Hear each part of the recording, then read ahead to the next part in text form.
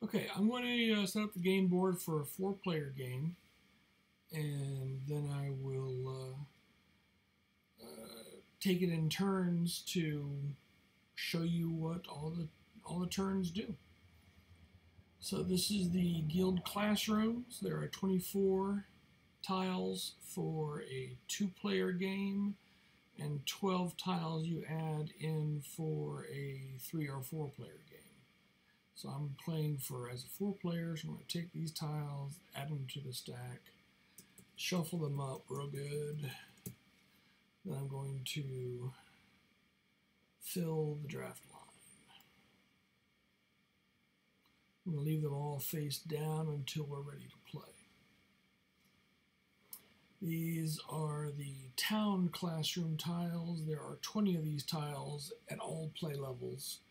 So we'll just shuffle those and fill the 3 empty cards in the draft line. These are the prestige tiles. There are 16 of those, regardless of player count. I'm going to shuffle those and fill the draft. Oops, sorry, I grabbed the whole stack. Shuffle those and fill the 3 empty spots on the draft line. These are the favor chits. There are 16 of those at any player level, excuse me. I'm going to shuffle those and fill the draft line.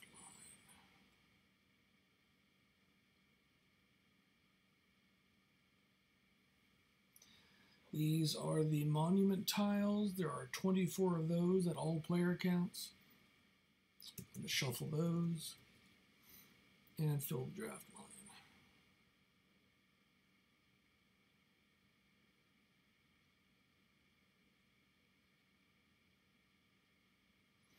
Okay, now we're going to move up to the top area of the board. Zoom in a little bit. 1, 2, 3, 4, 7, 9. There are 36 dice for a 2-player game, and then you add 8 more dice for 3-player and 8 more dice for 4-player. We're playing this as a 4-player, so I'm going to grab all of the dice, drag them into the dice bag, and shuffle them up real good. Same thing for the professors. 1, 2, 3, 4, 5. There are 20 professors for a 2-player game. Excuse me. Then you add 8 more for 3 players and add 8 more for 4 players. I'm going to grab all of these and drag them into the professor's bag and shuffle them up. These are the quest cards, the 2nd and 3rd quest cards of each quest stack. I have taken these out and put in the stretch goal quest cards in these stacks back on the player board. So we're just not going to be using these up here today. First player token. All right. Zoom out again. All right. Next thing we're going to do is fill all the docks areas. So the number of dice is the number of players plus 1. So I've shuffled these up. I'll grab out 5 dice. I will roll those. And then I will get them all lined up nice and pretty and drag them down here to the castle end dock. Then I'll repeat that process for all of the 4 docks.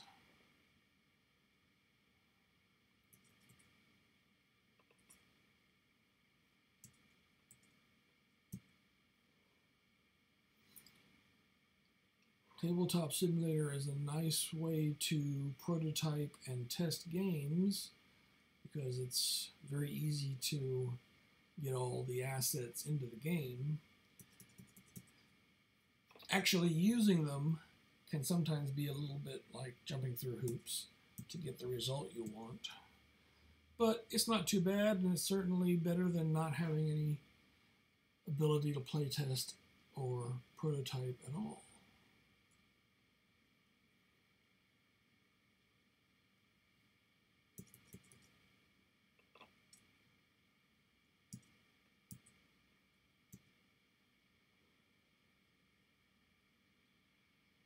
Okay, then the last thing here is to fill in the professors. I just grab one professor at a time out of the bag. That's a shadow professor, soldier professor, holy professor, another shadow professor, and another soldier professor. The worker professors are orange. The professors on our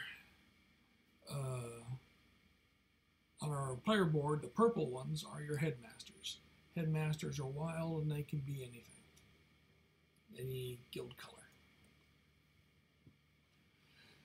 All right, now that I've done that, the board is set up and ready to go. Now we need to set up our player boards. At the start of each game, every player gets 2 random dice. So I'll take 2 dice out of here, out of the game bag for each player. And then those dice get set to the value of 4 to start with.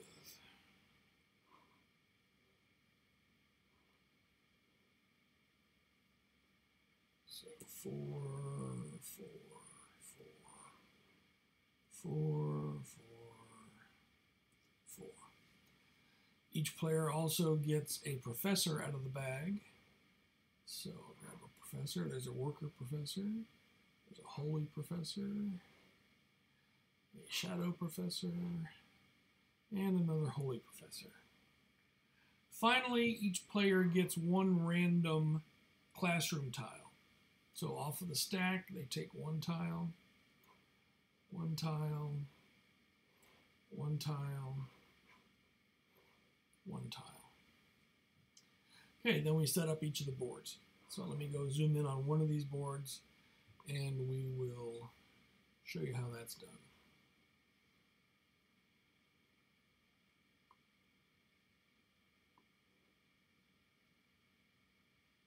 Okay. So each of the dice are set to 4, and you put them on your gardens area on the right-hand side of the bottom row. Whenever you add dice to your player board, they will go here in the gardens, and the new ones will come in going backward up the path. Professors go into your faculty area. The tile here, the guild classroom tile, flip that over. This is the Shrine of the Mysteries. To use this tile, you would need to assign a holy professor and a holy die, a holy student die, and that student would have to have a value between 4 and 6 when it starts class. If you do that, then you're going to gain 2 knowledge, you're going to gain 1 magic, and you're going to gain 2 victory points. Okay. This can go anywhere adjacent to the player board, along the top of the player board, or it can go anywhere adjacent to another tile, which I don't have any tiles yet here. The little thing in the corner there is called a pedestal. If you get 4 sections of pedestal, so they form a complete circle, you earn a monument. So where you place your tiles, you want to try and optimize your positioning for monuments, because monuments give you bonuses. So I'm going to put this one here, because it does not require anything on this lower corner, and this lower corner matches up with the two pedestal pieces on the game board, on the player board. When I get a future tile, I'll be looking to fill this space with one that has the lower right pedestal segment to give me a complete pedestal. This tile has a holy guild symbol at the top. That'll be useful in various other aspects of the game to come. At the start of the game, I have 3 magic and 6 gold to use. Okay, so that's how you set up this one.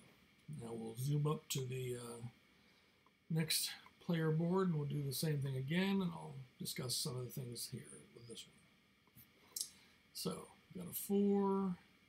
It doesn't matter what order you put them in down here. I could do orange, blue, or blue, orange.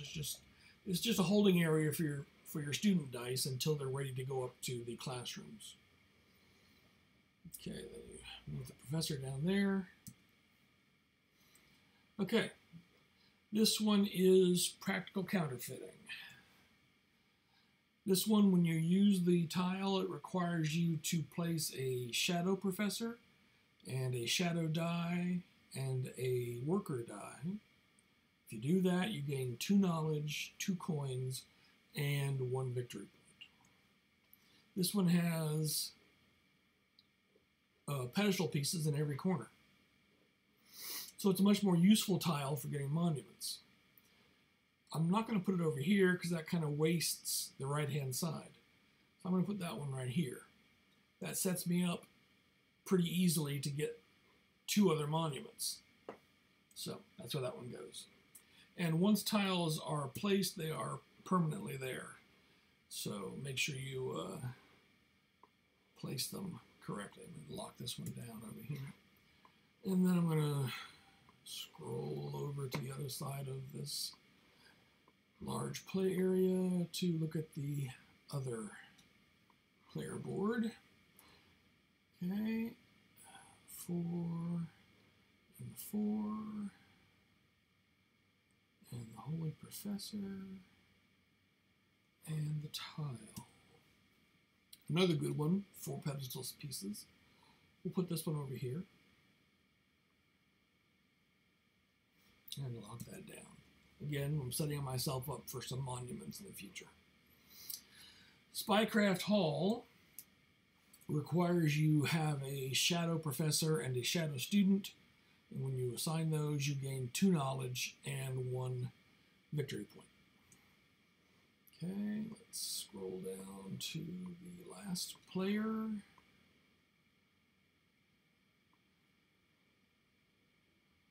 4 and a 4.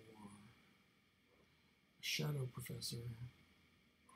And the tile is a carpentry and sawmill. Like that first tile we did, there's only 1 lower corner pedestal. So to optimize things, I'm going to put that one over here, where it's not needed to have a right-hand side pedestal. And then I'll lock that down. This is carpentry and sawmill. This classroom requires you to have a worker professor, a worker student, and a holy student. And that will give you 2 knowledge, 2 coin, and 2 victory points. Notice that this one here has 2 guild symbols. That makes it a little more flexible when you are doing other things toward the end of the game, where you're going to be tracing paths and matching guilds and things. So for now, just notice that this has 2, and that's a good thing. The double gilded tiles are only in the guild classroom deck. There are none in the town or the prestige decks. Okay. Oops, come on.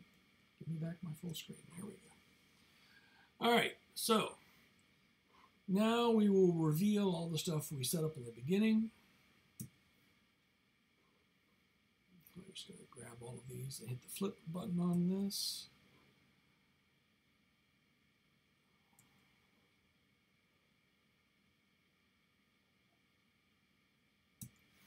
And I will go ahead and go through each of the tiles and each of the things, each of the favors and monuments on here, just so you can see what they all do. So I'm going to zoom in over here on the guild side first. And come in really close so it's big and easy to see. Alright, Battlefield Magic, a double gilded tile. Requires a holy professor, a holy student, and a soldier student. That gives you 1 die flip, 1 knowledge, and 2 victory points. The Potions for Profits, also a double gilded tile, requires a Shadow Professor, a Holy Student, and a Shadow Student to get 2 knowledge, 1 magic, 1 coin, and 1 victory.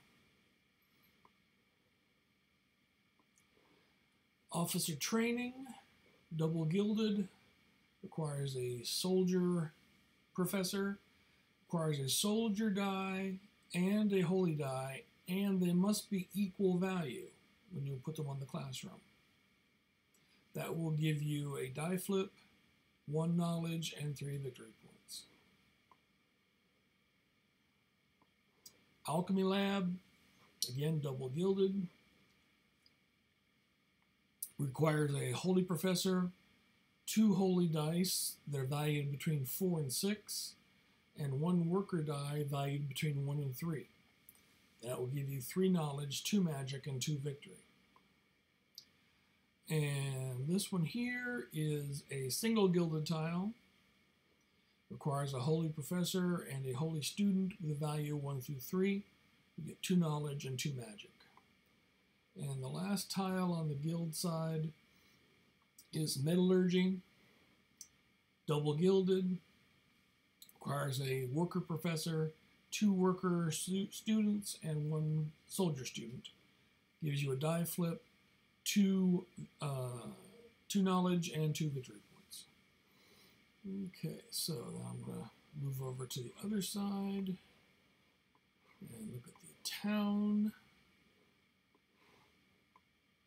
Okay, these are the town. Oops, excuse me. We're kind of zoomed in there a little bit more. The amphitheater has a single guild, a shadow guild. Requires a shadow student and any student that are not equal value, not the same value. So you could have like a 2 and a 3 or a 5 and a 6, but you could not have a 4 and a 4. Gives you a die flip, 1 coin, and 1 victory point. Next one on the line here is the Red Roof Tavern. It requires a Worker Professor, 2 students of any type or value. Gives you 2 knowledge, 1 coin, and 1 victory point. The Farmer's Market requires a Worker Professor and any student valued at 1 through 3. You get, for doing that, you get 1 knowledge, 2 coin, and 1 victory point. And the final one on the town line here is the Old Coots Dairy. No professor is required on this one, but you do need a Worker Student and a student of any type, both valued at 1 through 3. They could be different values, like this could be a 1, this could be a 2, but they have to be in that range. Then you've got, that gives you 2 knowledge, 2 coin, and 1 victory point. All the way at the top of the board, drag my way down here, are the prestige tiles. Prestige tiles you only get by completing quests. Every 2 quests you complete, you'll earn a prestige tile.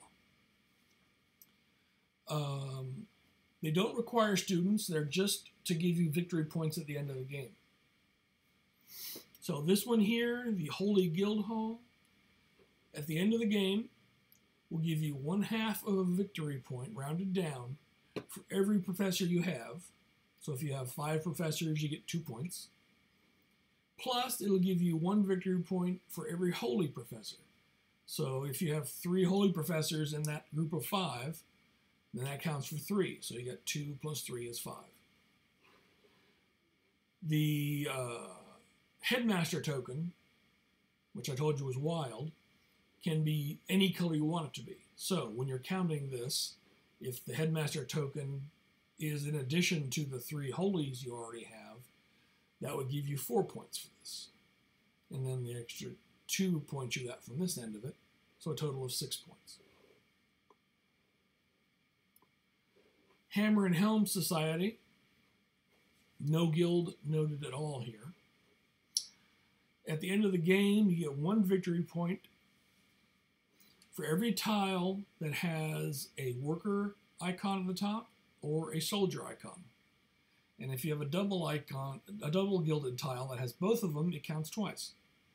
So those are useful for racking up some points if you've been focusing on a particular type of guild icon. Akila's Depository, same thing. This one twigs on Holy and Shadow. There are 6 of these type of tiles in the Prestige deck, and each one twigs on a different combination of icons. So if you were to get 2 or 3 of these into your deck and they all twigged on icons you've been collecting, you can rack up some serious points. The last Prestige tile that's visible right now is the High Priest's Chapel. At the end of the game, you get 2 points for every holy, that's the blue color there, for every holy gilded tile adjacent to this tile, plus this tile. So all 5 spaces are blue.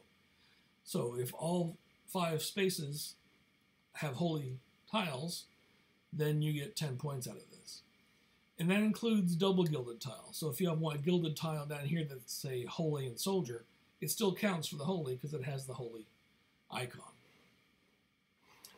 All right, now let's go over to the favors. The favors you get as part of a guild, as part of a council action. We'll get to actions later. This one here allows you to pay 1 magic to take a die of your choice. You know, the little eyeball, you can look in the bag.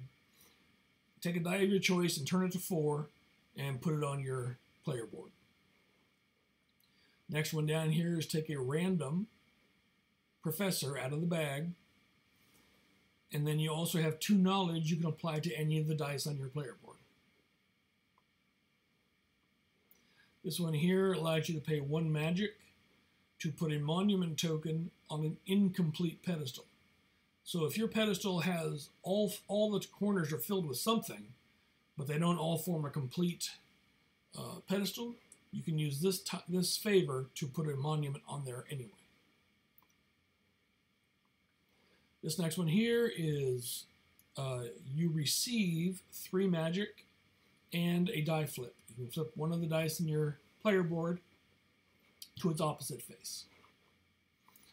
And finally, you've got you can pay 2 coins to look in the dice bag and drag out any die you want and make it a 4 and add it to your player board. Okay, very, very useful cards to have. And coming over here to the monuments, we'll look at the monuments. This one here is an instant die flip. When you acquire a monument, you put it onto your completed pedestal, face up, and then when you decide to use it, you flip it face down and do what the monument said. So if I decided to use this one, I would flip one of my dice and I'd flip it over, and it's a one and done thing. It just stays there on your player board in your academy, and at the end of the game, it can earn you points if you've done certain things. Okay. The next monument here is a guild monument, and that counts as a professor and as a holy guild on your academy. So when you're scoring those prestige tiles, these monuments will help those items where you were counting professors or counting guilds. And there's 2 of each guild color. So then this one here is a soldier. This one here is an immediate, you gain 2 magic. This is an immediate, you gain 2 knowledge. Okay. There we go. Okay, and that's the setup and the explanation of everything that's on the board right now. In the next video, I'll start taking some turns and doing some actions, and we will get the flavor of the game. All right, thank you.